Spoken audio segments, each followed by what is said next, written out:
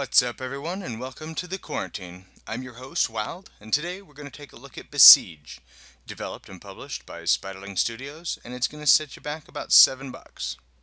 Now, the game is in early access, and it's build 0.02 as of now, so it's still in alpha. So, as usual, this is my opinions of the game as of now. Also, I'm going to continue to call this game Besieged and not Besiege. I've recorded this first little section about 6 fucking times and I keep doing it, so deal with it. I don't care anymore. Currently, I have a little under 5 hours logged into the game and have already beaten the available 15 missions in the one zone that is available. The game looks like it's going to have about 7 or 8 different zones that you'll eventually be able to do. One of them being a moon, which I assume is going to let you exploit some really insane physics. Besieged is a physics-based game where you build a medieval-style siege engine to destroy various structures and murder various armies. Think Kerbal Space Program, but the Orcs program. Now, if only I can paint everything red. As of now, the game's a little bare bones, but surprisingly fun in its current state. The things you wind up being able to make range from, of course, your boring old catapult, trebuchet, or you can make, I don't know, Metal Gear Rex, for example. Due to the game being a physics game, the more crap you wind up space taping to your contraption really impacts the frame rate. I fear how lower end computers are going to wind up performing because, as of right now, anyways, it's terribly optimized and really lacks proper video options. The only thing that's available right now is shadows, SSAO, FXAA, depth of field, bloom, your standard resolution, of course, and something called Vignette, I think. It's basically just a filter, makes it look a little ye olde. All of this, of course, I expect, they'll probably change in the future, but this is as of now.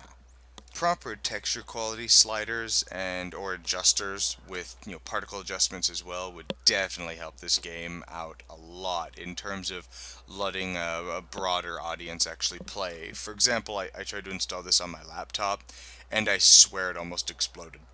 Now, if you play this game and just make your efficient siege engine just to accomplish the task, you're gonna finish the game probably in hour and a half, 2 hours. It for what there is now, anyways. It's not very long, but you're boring as hell if you do that. Playing a game like this, you wind up building these insane contraptions that should never work, like a scorpion that rolls up to a squadron of guys, wraps these walls around them, and a scorpion tail comes up and flames the hell out of all of them, killing them all. I've seen numerous threads of just these mind-boggling things that I cannot imagine how they thought to create this shit. Some of the things you can make in this game are just incredible. I mean, that's where the fun of this game actually lies, in just the weird shit that you wind up being able to build. Now, my first playthrough, when I went through the 15 missions, I built a lot of really cool things. I never wound up saving them because I'm an idiot, but for some reason, now that the OBS is actually recording the gameplay, for some strange reason, I can't seem to think of anything clever or cool, but you can save your siege engines and share them online and load them up for next levels and whatever. It's pretty cool. Now, there's a large assortment of parts that you get to pick from, most of which are pretty cool. Weapons, armor, flying devices, mechanical devices, you name it. Things range from pistons to springs to giant rubber bands to huge spinning saw blades to pivoting joints, you name it. There's a lot of crap. The list goes on and on. I mean, though the turning hinge for the wheels, I would like to just state, is a piece of shit. Don't bother using them. The video that should be displaying right now is going to show you what I use, and it's a million times better. It's basically a dually setup where the inside wheel you map left and right to, or no, map forward and backwards to left and right, and you do the opposite on the other side, forward and backwards to right to left, and it allows you to control it a million times better, trust me. Now, the visual design for the game is really pretty. Bright colors, everything's real smooth and crisp, but As stated earlier, however, I would really like the option to turn graphics down, because I was trying to make a giant airship at one point that had a payload of bombs that I can drop on command. It wound up dropping my game to 3 FPS, and I mean, I'm running on 4-year-old hardware, so that has a lot to do with it, but I mean, holy hell, I couldn't, wound up not being able to ever actually use the airship. I spent an hour and a half building.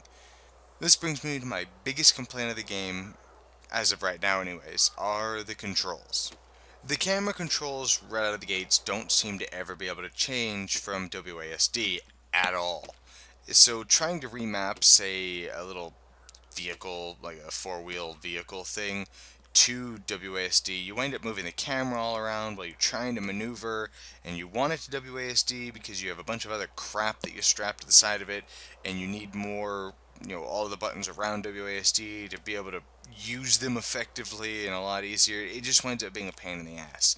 And then mapping the button presses to each individual part one at a time is tedious as hell, having to select each part, map it, select the next part, map it, select the next part, map it, so on and so forth. So really large, complex machines that you wind up making, like I wouldn't even want to see the Metal Gear Rex that the guy made, is going to wind up being a very, very daunting task.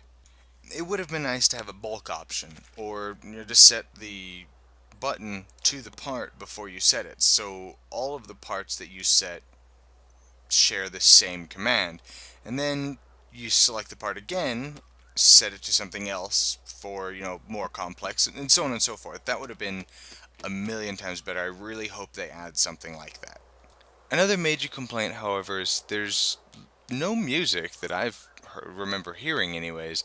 There is ambient sound in the background, as you can hear.